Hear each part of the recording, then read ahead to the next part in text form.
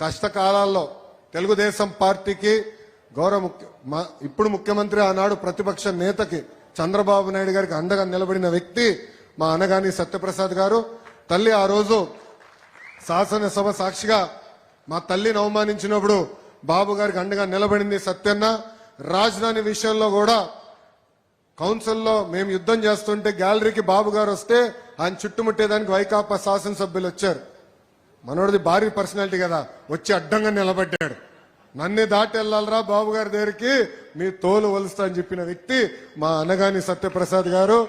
Revenue మార్చులు ఈ కార్యక్రమం జయప్రదం అయిందంటే మనం చేయగలుగుతున్నాం అంటే దానికి కారణం ఆయన ప్రోత్సాహం.